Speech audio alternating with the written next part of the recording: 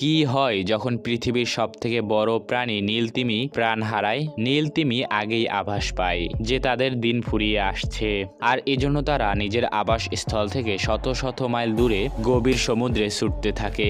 একটা পর্যায়ে নীলতিমি সাগরের গভীরে ডুব দেয় এবং তলদেশে প্রাণ হারায়। বিজ্ঞানীরা এটাকে বলে হোয়েল ফলস।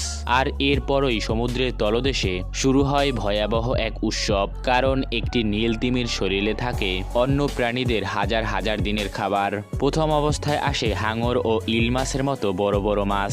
সমুদ্রের তলদেশে পড়ে থাকা হাড়েও লেগে থাকে বেশ কিছু মাংস, যা ছোট সামুদ্রিক প্রাণীরা খেয়ে থাকে। এরপর আসে জম্বি ওয়ার্মস নামের এক প্রকার সামুদ্রিক প্রাণী, যারা পড়ে থাকা তিমির হাড়ে ছড়িয়ে দেয় এক প্রকার অ্যাসিড, যা ফ্যাটস ও প্রোটিন রিলিজ করে। এরপরে 50 থেকে 100 বছর পর যখন তিমির হাড় মাটিতে মিশে যায়, তখন সেখানে জন্মায় নানান সামুদ্রিক গাছ। তাই বলা হয় তিমিরা ঠিকই প্রাণ হারায়, কিন্তু জীবন জীবিকা দিয়ে যায় শত শত প্রাণীকে।